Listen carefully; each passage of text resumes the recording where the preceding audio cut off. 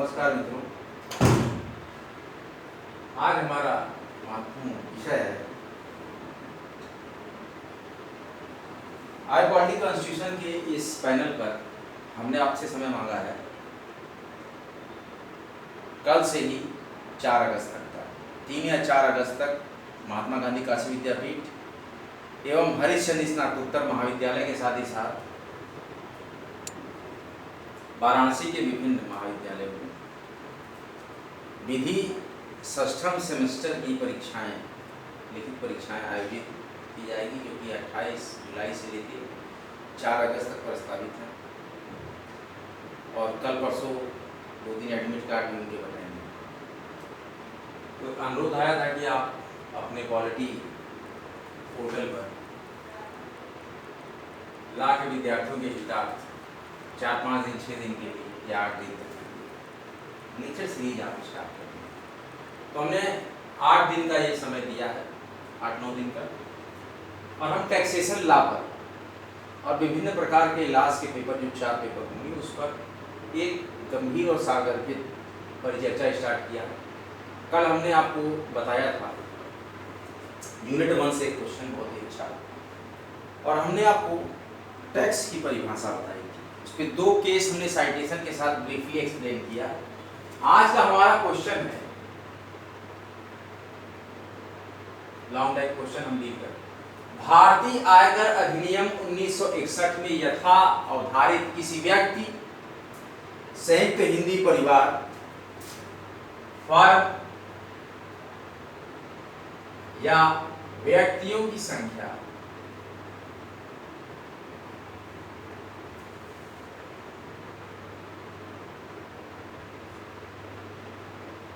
व्यक्तियों की संस्था या वह का मतलब और किसी कंपनी का निवास। लागे विद्यार्थी ध्यान दें, संबंधी हैसियत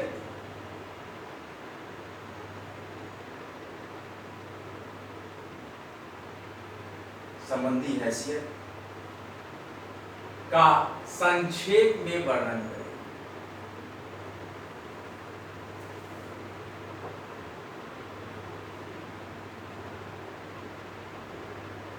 क्वेश्चन है टैक्सेशन लॉ के अंतर्गत भारतीय आयकर अधिनियम 1961 में यथा अवधारित किसी व्यक्ति, संयुक्त हिंदू परिवार, फर्म या व्यक्तियों की संस्था और किसी कंपनी का निवास संबंधी हैसियत का संक्षेप में वर्णन कीजिए। देखिए क्या है, किसी व्यक्ति, संयुक्त हिंदू परिवार, फर्म, व्यक्तियों की संस्था और किसी कंपनी का निवास संबंधी हैसियत, इतने चीजों पर हमको विस्तार पूर्वक लॉन्ग आंसर टाइप क्वेश्चन की आंसर को हम वेरीफाई करेंगे। ये षष्ठम semester 6 semester first paper taxation laws, संपत्ति एवं कर कानून, आयकर, इसके बारे में चर्चा करें।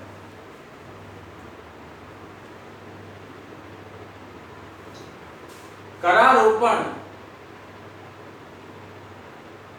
कर का जो आरोपण होता है वो निर्धारित के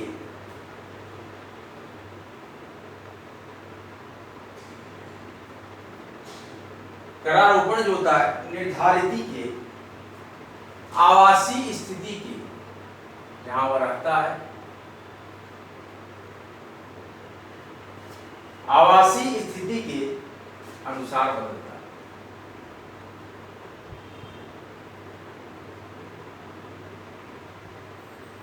उसका निवास का स्थान क्या है, बड़ा ही रोचक टॉपिक है कि करारोपण निर्धारित के आवासीय स्थिति के अनुसार बदलता रहता है। तो आवासीय स्थिति क्या है, उसके अनुसार निर्धारित के करारोपण बदलेंगे। कर का आरोपण जो टैक्स लगेगा, हमारा जो विषय है इनकम टैक्स,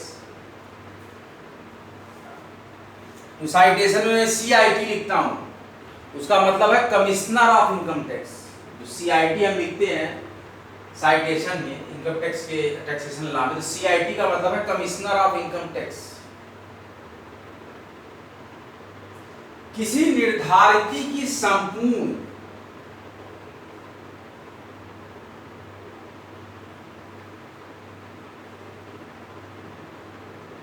किसी निर्धारित की संपूर्ण आय का तथा आय के बारे में हमने आपको ब्रीफ डिस्कशन दिया था कि आय क्या होता है, आय का आकलन क्या है। हर केस में हमने आपको बताया आय क्या है। तो आई होप कि आपको आय क्लियर हो। तो करारोपण निर्धारित के आवासीय स्थिति के अनुसार बदलता रहता है और किसी निर्धारित की संपूर्ण आय का और आयकर की गणना, उसकी आय की गणना और आयकर की गणना के लिए उचित आवास के लिए उचित निवास का निश्चय, उचित निवास का निश्चय करना परमावश्यक है।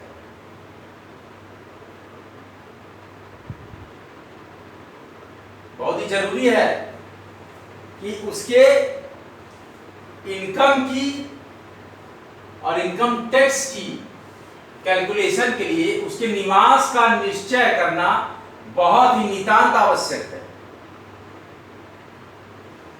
आयकर अधिनियम की धारा 6, आयकर अधिनियम की धारा 6 सेक्शन 6 कहती है कि निवास स्थान निर्धारण करने के लिए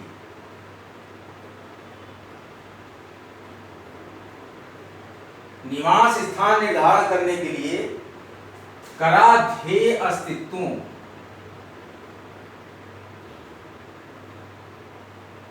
कराधेय अस्तित्वों की निम्न श्रेणी की निम्नलिखित श्रेणियों में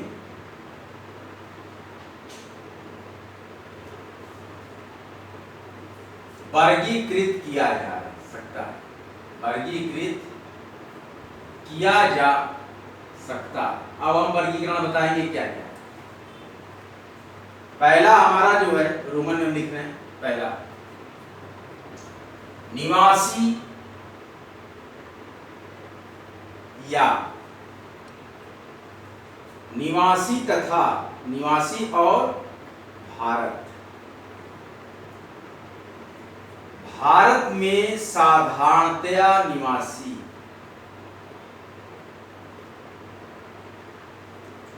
जब कोई कंपनी खोलता है कोई मालिक, अगर उसकी कंपनी का हेड ऑफिस भारत में है तो इनकम टैक्स देगा, इंडियन इनकम टैक्स डिपार्टमेंट। याद रखिए, भले उसकी ब्रांचेस पूरे वर्ल्ड में हो, कमाई सारे वर्ल्ड से आती हो, लेकिन अगर उसका ऑफिस हेड ऑफिस भारत में है तो उसको इनकम टैक्स देना होगा।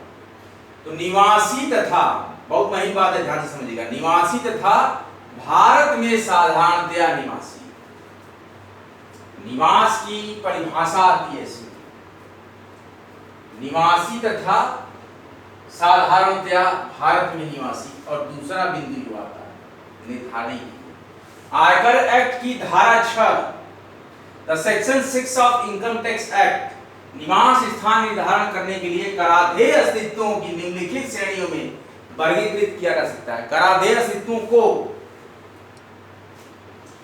क्या क्या श्रेणियां हैं,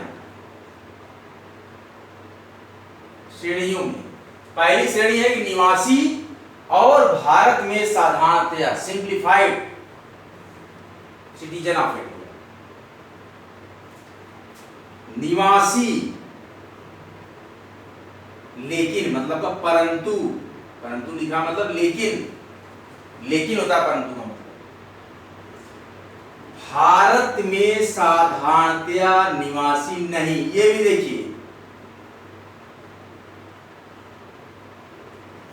भारत में साधारणतया निवासी नहीं, इसका मतलब कि उसकी कंपनी का हेड ऑफिस है भारत में लेकिन काम कर रहा है विदेश में।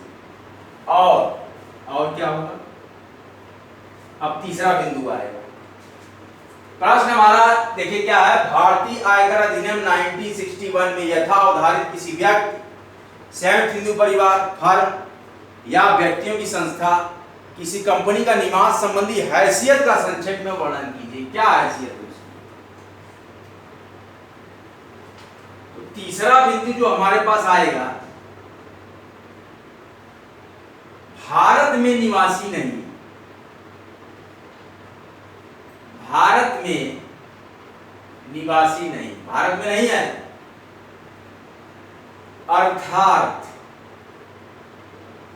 मतलब कि मीन्स, इसका मतलब क्या है, अनिवासी, भारत का निवासी नहीं है, फिर भी देगा, आयकर अधिनियम में आएगा वो। आयकर के कुछ दायित्व,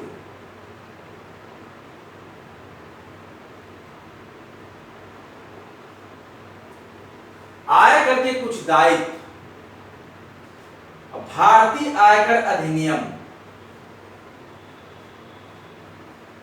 भारतीय आयकर अधिनियम 1961 की सेक्शन 6 धारा 6 के अधीन क्या कहा है, अधीनता में क्या परिणाम स्वरूप वर्णन आता है कि किसी व्यक्ति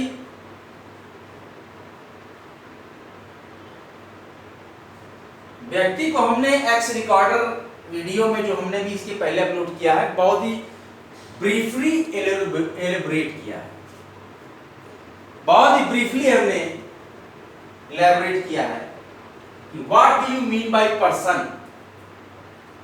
पर्सन भी है, संयुक्त परिवार भी है, फर्म भी है, कंपनी भी है, मकान भी है, सारे पर्सन में आते हैं।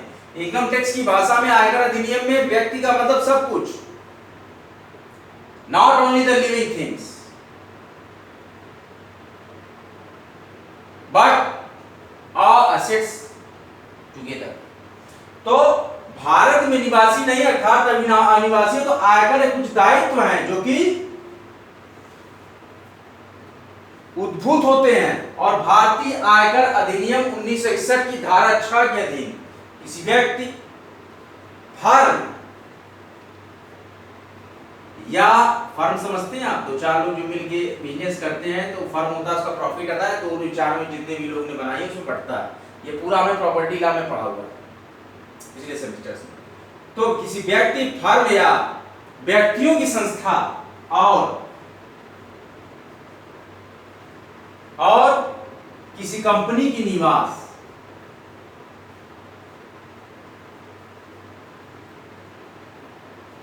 किसी कंपनी की निवास संबंधी हैसियत का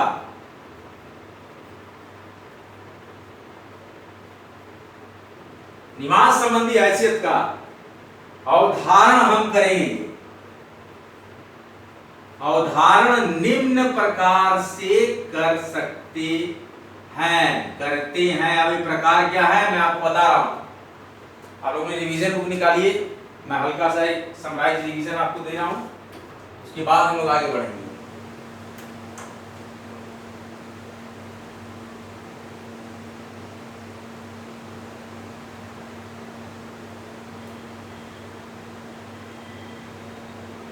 income tax act 1961 under section 6 have describe that कि इसके अधीन किसी व्यक्ति, फर्म या व्यक्तियों की संस्था और किसी कंपनी की निवास संबंधी हैसियत का उदाहरण निम्न प्रकार से करते हैं। देखिए प्रश्न है, भारतीय आयकर अधिनियम 1961 में यथा अवधारित किसी व्यक्ति, संयुक्त हिंदू परिवार, फर्म या व्यक्तियों की संस्था और किसी कंपनी का निवास संबंधी हैसियत का संक्षेप में वर्णन कीजिए। एलेबोरेशन कहता है करारोपण निर्धारणी के आवासीय स्थिति के अनुसार बदलता रहता है। किसी निर्धारित की संपूर्ण आय का तथा आयकर की गणना के लिए उचित आवास का निश्चय करना परमावश्यक है। इनकम टैक्स एक्ट की सेक्शन 6 निवास स्थान निर्धारण करने के लिए कराधेय अस्तित्वों की निम्नलिखित श्रेणियों में वर्गीकृत किया जा सकता है, जैसे निवासी और भारत में साधारणतः निवासी परंतु भारत में साधारणतः निवासी नहीं, और भारत में निवासी नहीं अर्थात अनिवासी।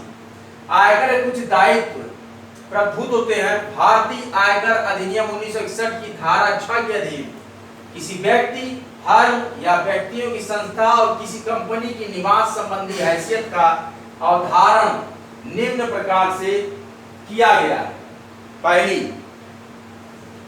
शर्त इसमें कौन से प्रकार से किया गया है? पहला इसमें निर्धारण हम कर रहे हैं,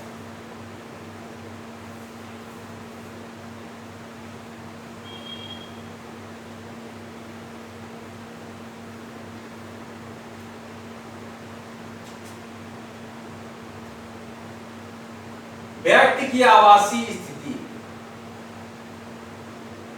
व्यक्ति की आवासीय स्थिति, जहां वो रहता है, जो उसका घर है, मकान है, जो उसकी प्रॉपर्टी है, उसको बोलते हैं व्यक्ति की आवासीय स्थिति। व्यक्तिगत वर्ष में भारत, व्यक्तिगत वर्ष में भारत का निवासी वो व्यक्ति है, भारत का निवासी वो व्यक्ति होगा। कौन होगा? यदि वह सेक्शन 6 सब सेक्शन 1 व्यक्ति की आवासीय स्थिति व्यक्तिगत वर्ष में भारत का निवासी वह व्यक्ति होगा यदि वह सेक्शन 6 के सब सेक्शन 1 की शर्तों में से किसी एक शर्त की शर्तों में किसी एक को पूर्ति करता है। ये शर्तें मैं आपको बता रहा हूं, जो शर्तें हमारे पास हैं, इसमें से हमारे पास पहली शर्त है वह उस गत वर्ष में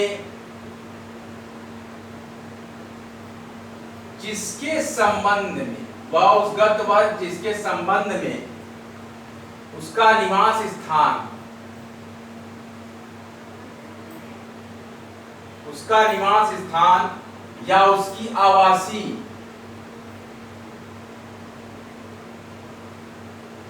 या उसकी आवासीय स्थिति का निर्धारण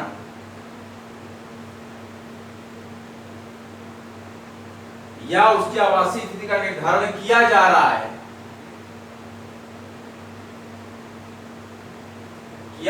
है, कुल मिलाकर, देखिए यहां क्या कंडीशन है, कुल मिलाकर 182 दिन या उससे ज्यादा समय तक भारत में रहा।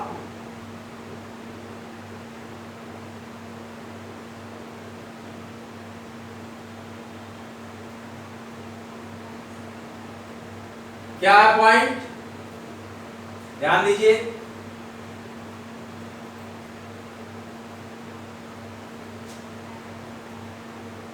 व्यक्ति की आवासीय स्थिति में कि व्यक्तिगत वर्ष में भारत का निवासी वो व्यक्ति होगा यदि वह धारा 6 के धारा 1 की शर्तों में किसी एक को पूरी करता। पहली शर्त कि वह उस गत वर्ष में जिसके संबंध में उसका निवास स्थान या उसकी आवासीय स्थिति का निर्धारण किया जा रहा है, कुल मिलाकर 182 दिन, total 182 days are more than 182 days वो भारत में रहा हो, या अथवा का मतलब या दूसरी कंडीशन उस वर्ष से पहले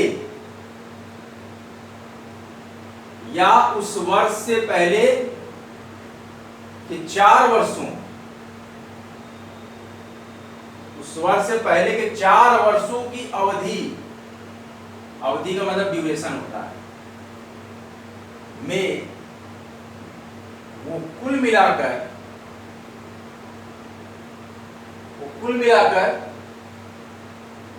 365 दिन या अधिक दिनों तक, 365 दिन या उससे अधिक दिनों तक निवास कर चुका हो, निवास कर चुका हो और उस गत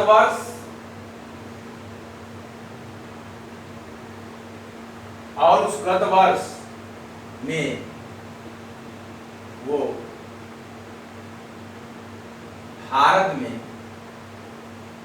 60 दिनों तक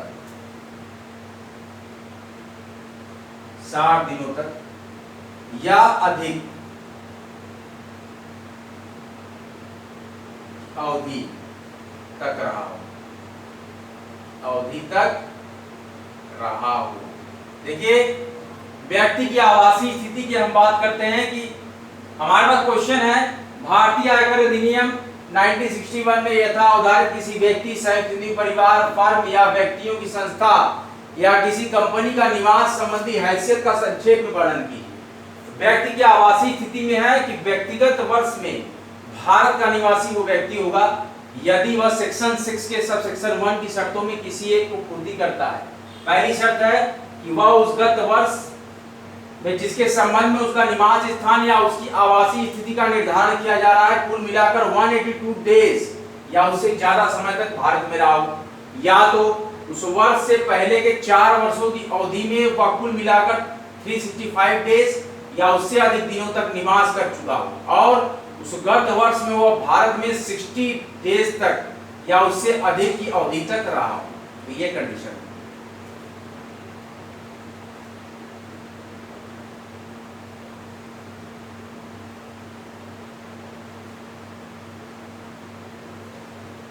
तो कहा जाता है यदि कोई व्यक्ति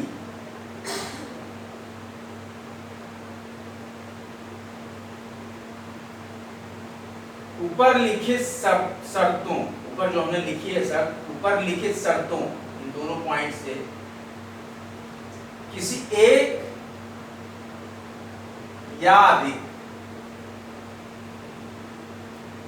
की पूर्ति करता है, मतलब शर्तों की पूर्ति करता है, ध्यान दीजिएगा, की पूर्ति करता है,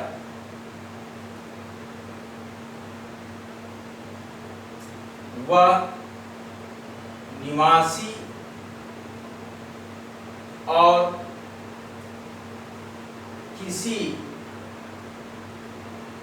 शर्त की पूर्ति नहीं करता।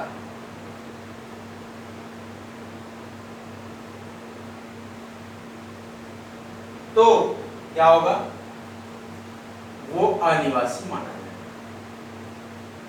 Non citizen.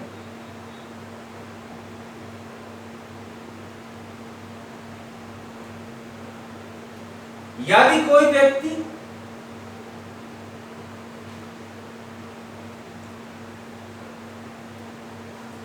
प्रश्नगत, जो प्रश्न है हमारा, वर्ष के पूर्व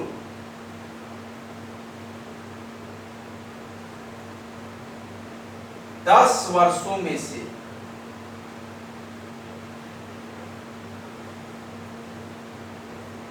नौ वर्ष तक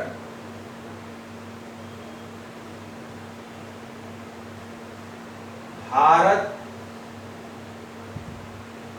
में अनिवासी रहा,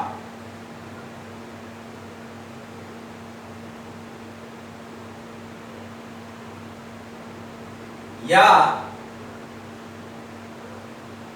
भारत में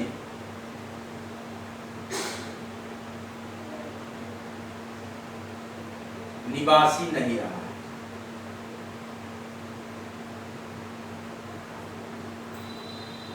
निवासी नहीं रहा है, या और प्रश्नगत, ऊपर जो प्रश्न है, गत वर्ष के पूर्व 7 वर्षों की अवधि में कुल मिलाकर, देखिए क्या होता है,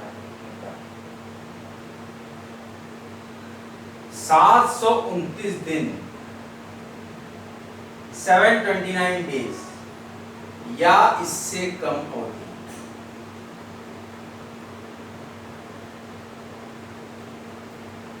भारत में रहा।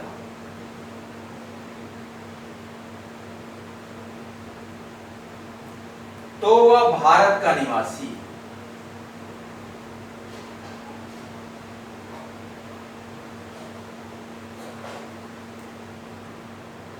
परंतु साधारणतया निवासी नहीं माना।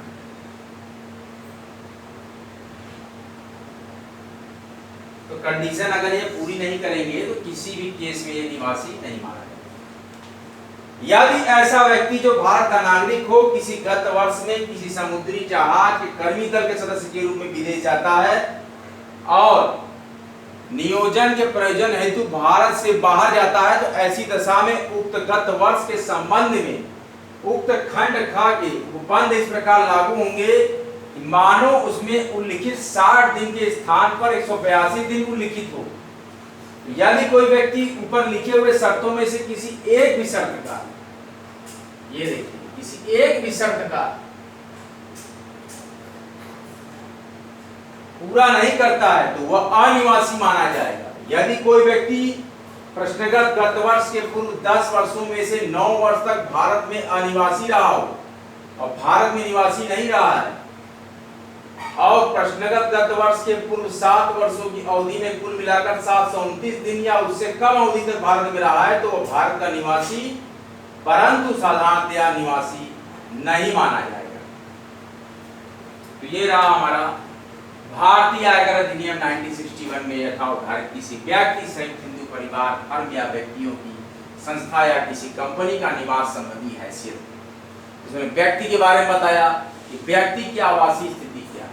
हमारा जो चर्चा का विषय था उसमें हमने एक पॉइंट को यहाँ पे इलैबोरेट किया है, क्वेश्चन के व्यक्ति की आवासीय स्थिति। समय कम है, लेक्चर्स ज्यादा है, तो जो भी बहुत ही इंपॉर्टेंट पॉइंट्स होता है उसको हम गो थ्रू रीड कर रहे हैं और देख रहे हैं उसमें हम कहाँ तक यहाँ पर सफलतापूर्वक उसको टोटली इलेबोरेट और डिफाइन कर पाते हैं। इस प्रकार से आप कॉमटेल या वाईटी चैनल पर देख सकते हैं। अभी हम थोड़ा सा इसमें और पॉइंट आपको इलेबोरेट कर देते हैं, कुछ साइटेशन ले लेते हैं और देखते हैं यहाँ पर क्या साइटेशन है। एक आध साइटेशन को डील कर देते हैं। लॉन्ग आंसर टाइप क्वेश्चंस के आंसर्स हम यहाँ पर क्वेश्चन आंसर को पूरा ब्रीफली एक्सप्लेन कर रहे हैं। व्यक्ति की परिभाषा बताइए आपको, निवास। इनकम टैक्स एक्ट 1961 के सेक्शन 6 के धारा 1, इसमें हम 1961 एक्ट को यहाँ पर हमने डील किया। अब देखिए, संयुक्त हिंदू परिवार का निवास स्थान, इस पर हम एक साइटेशन को आपको डायरेक्ट डील कर रहे हैं।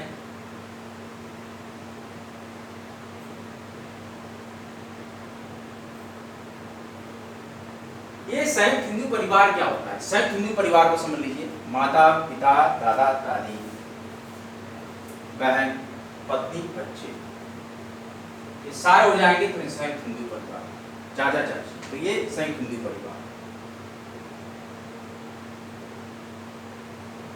यदि उसका प्रबंधन, कब मान लेंगे इसको? यदि उस परिवार का प्रबंधन, कब मानेंगे इसको संयुक्त? प्रश्नगत गत वर्ष से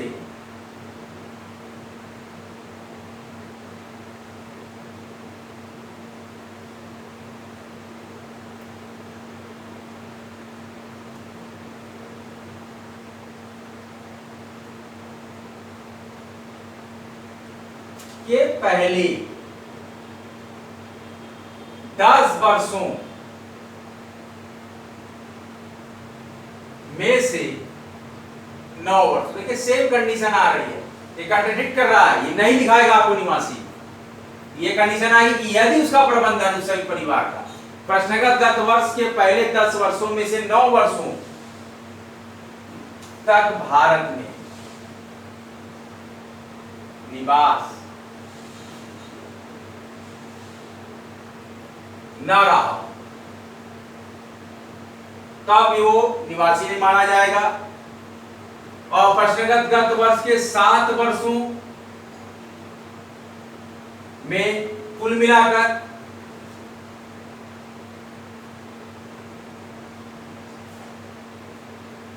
729 या इससे कम नहीं होगा। सेम कंडीशन भारत में रहा तो वो संयुक्त हिंदू परिवार नहीं माना जाएगा। कब माना जाएगा? जबकि पूरा का पूरा ये ड्यूरेशन को लेंगे। इसको माना कब जाएगा? जबकि हमने कंट्राडिक्ट करके दिखाया, पहले हमने बता दिया आपको कि क्यों नहीं माना जाएगा, कब नहीं। जबकि उस संयुक्त हिंदू परिवार का निवास स्थान का उसका प्रबंधन प्रश्नगत गत वर्ष से पहले 10 वर्षों में से 9 वर्षों तक भारत में निवास न रहा हो, और अगर 7 वर्षों में है तो कुल मिलाकर 729 दिन या इससे कम दिनों तक भारत में रहा हो, तो वह नहीं माना जाएगा संयुक्त हिंदू परिवार का निवास। लेकिन कब माना जाएगा? जबकि उसका नियंत्रण, इसका संयुक्त हिंदू परिवार का, जब उसका नियंत्रण तथा प्रबंध, नियंत्रण तथा प्रबंध पूर्णतः या अंशतः, पूरा परिवार या थोड़ा परिवार भारत में स्थित,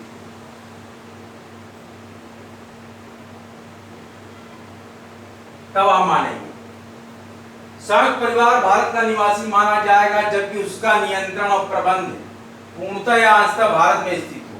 जब उसका नियंत्रण और प्रबंध, क्योंकि जब उसका नियंत्रण व प्रबंध पूर्णतः भारत से बाहर होगा, पूर्णतः भारत से बाहर होगा, तो क्या बोलेंगे? भारत से बाहर स्थित हो तो आप क्या बोलेंगे? उसको बोलेंगे आप क्या निवासित है, तो इसे हम क्या बोल देंगे? इस तरह के व्यवहार को, इस तरह के इस बिहेवियर क्या बोलेंगे कि वो नहीं है निवासी, इसे अनिवासी माना जाता है।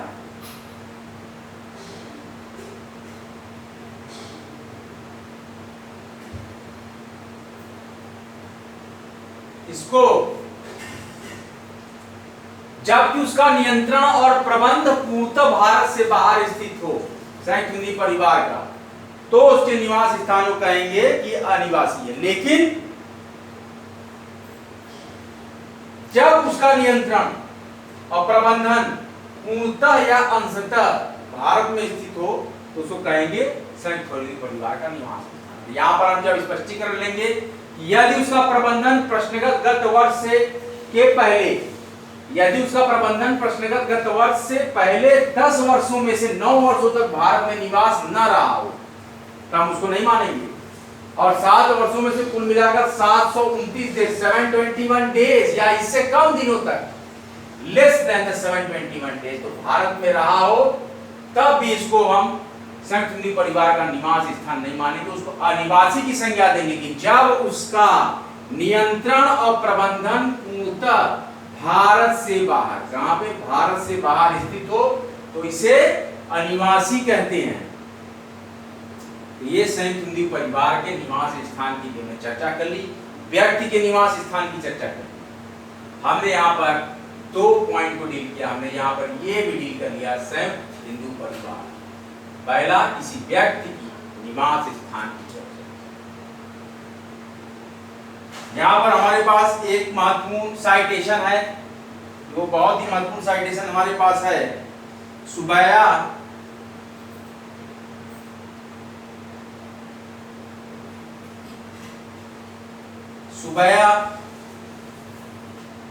चेट्टियार, साइटेशन हमारे पास है Subbaiah Chettiar versus CIT, commissioner of income tax 1951, Subbaiah Chettiar versus central of income tax 1951, 19 ITR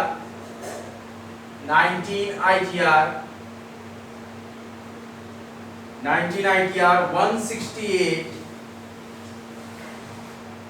supreme court. देखिए यहां पर हमारे पास केस साइटेशन है Subbaiah Chettiar versus central income tax 1951, 19 ITR 168 supreme court.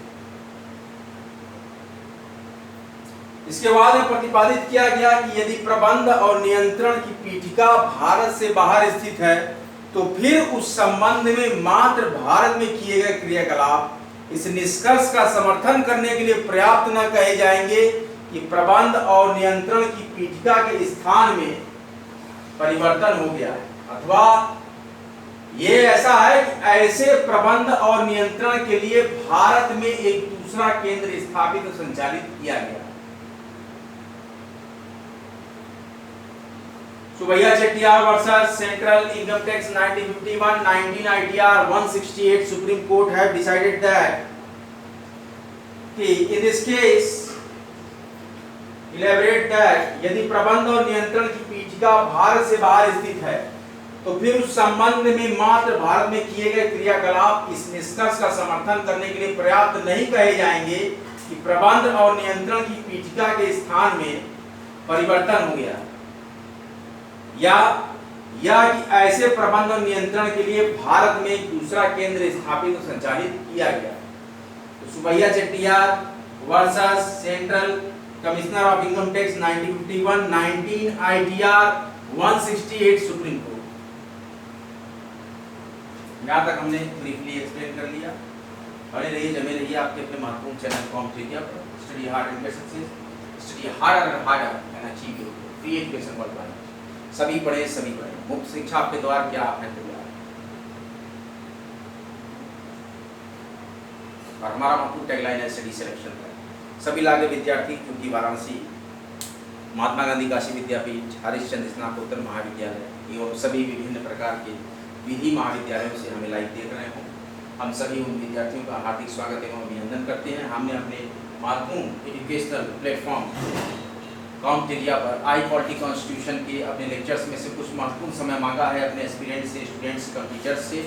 4 अगस्त तक का हमने तकरीबन 24 जुलाई से लेकर 4 अगस्त लगभग टिल 4 अगस्त तक का ये टाइम हमने लिया है। इसमें कि हम पूरा briefly according to the syllabus of MGKVP 6 semester examinations ये टैक्सेशन लॉ पे हम अभी चर्चा कर रहे हैं। हम चारों पेपर को पढ़ाएंगे एग्जाम के पहले जितना भी संभव हो सकेगा। मेरे लिए है try to complete some important questions and the brief discussion about it. तो I hope that कि आप लोगों को कुछ ना कुछ लाभ जरूर होगा। बने रहे जमे रहे आपकी महत्वपूर्ण एजुकेशनल प्लेटफॉर्म कॉम्टेरिया पर। Study hard and harder than harder and achieve your goal. आज का लेक्चर यहीं तक। अगले महत्वपूर्ण लेक्चर के साथ आपके समक्ष फिर हम प्रस्तुत होंगे। तब तक के लिए जय हिंद, जय भारत। वीडियो अच्छा लगे वीडियो को लाइक करें, शेयर करें। जो भी नए विद्यार्थी हैं वो सब्सक्राइब करें, कॉम्टेरिया वाईटी चैनल को सब्सक्राइब करें। स्टडी सिलेक्शन तक लाइक करते रहें, शेयर करते रहें, सब्सक्राइब करते रहें। जय हिंद, जय भारत। शेयर करें।